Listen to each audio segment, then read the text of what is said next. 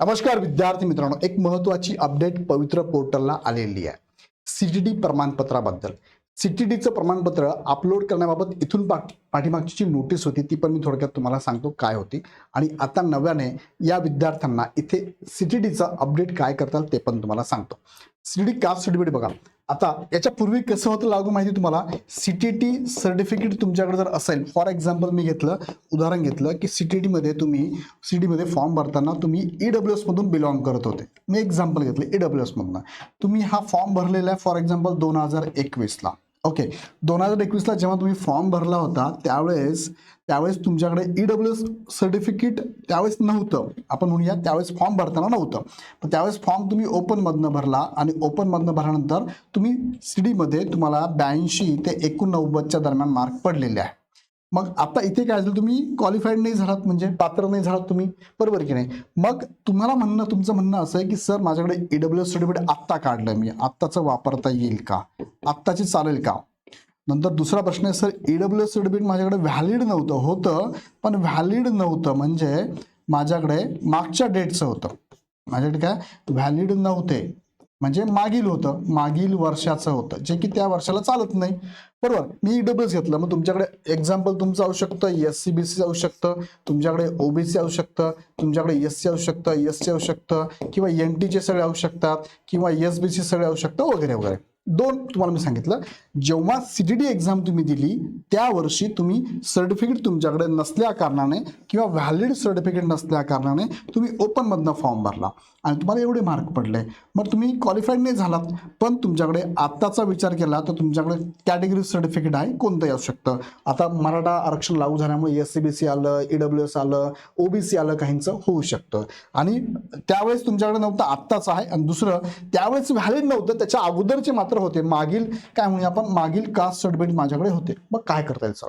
So याबद्दल तुम्हाला मी update देतो. त्यांनी काय लिखित स्वरूपात सांगितलं ते पण मी तुम्हाला सांगतो, शेवटपर्यंत बघा. सो तत्पूर्वी इग्नाइट अकॅडमीकडनं टीईटीच्या बॅचेस चालू झाल्या, तुमच्या मित्रांना नक्की शेअर करा. आता बघा, त्यांचं नोटिफिकेशन तुम्हाला दाखवतोय 9/1/2026 हे नोटिफिकेशन आहे आणि यात त्यांनी काय सांगितलं थोडक्यात समजून घेऊया. बघा, उमेदवारांसाठी दिनांक 26/12/2025 रोजी सूचना प्रसिद्ध करण्यात आलेली आहे.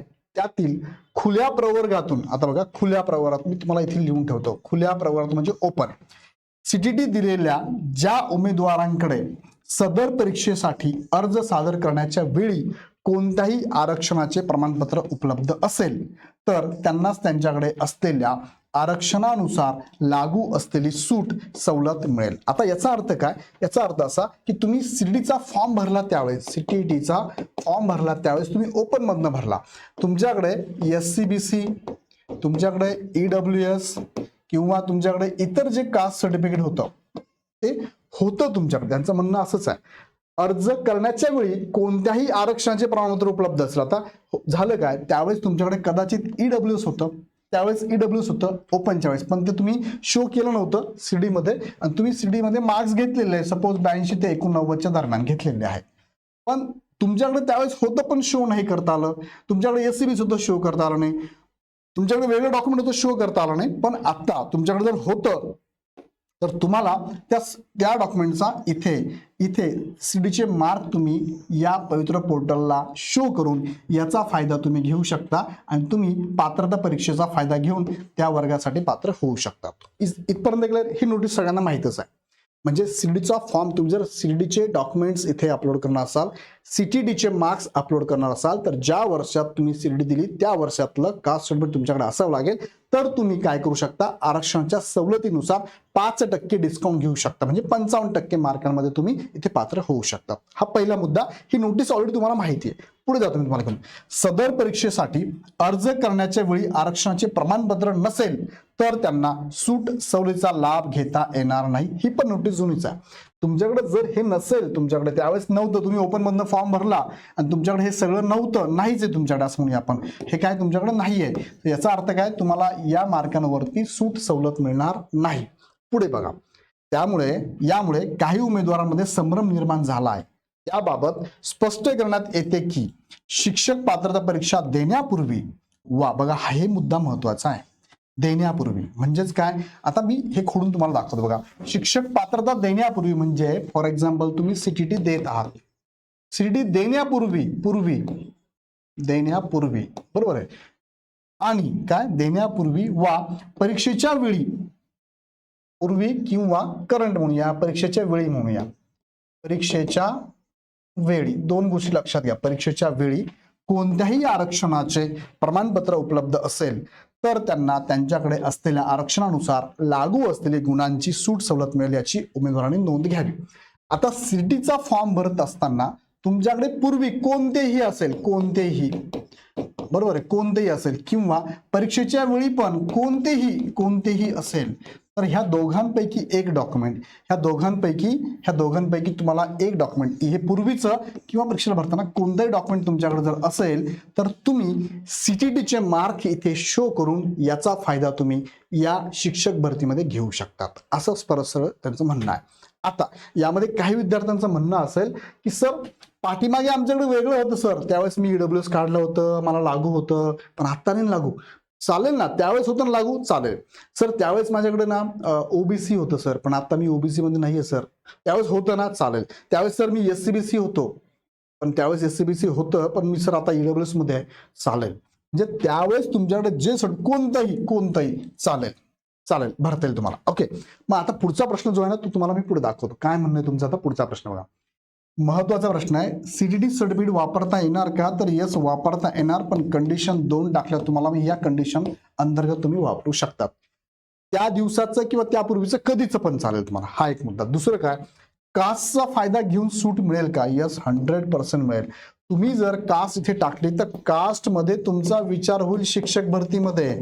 तुम्ही जर कास्ट मधनं शिक्षक पात्रता परीक्षा क्वालिफाईड नसाल, म्हणजे बघा लक्षात घ्या, तर कास्टच्या जागा आहेत ना ते तुम्हाला इथे मिळणार नाही, कास्टचा तुम्हाला फायदा होणार नाही, लक्षात घ्या, फायदा होणार नाहीये, लक्षात घ्या. दुसरं काय, कास्ट सर्टिफिकेट कधीचे हवे? तुम्हाला मी आता सांगितले 2 मुद्दे सांगितले. एक तर पूर्वीचं कधीचं पण चालेल, किंवा जेव्हा तुम्ही फॉर्म भरला होता करंट त्यावेळेस चालेल. हे सगळं कशाबद्दल बोलतोय तुम्हाला मी? CTET बद्दल बोलतोय, लक्षात घ्या. याबद्दल बऱ्याच जणांचे प्रॉब्लेम होते ना, त्या संदर्भातले नोटिफिकेशन आहे.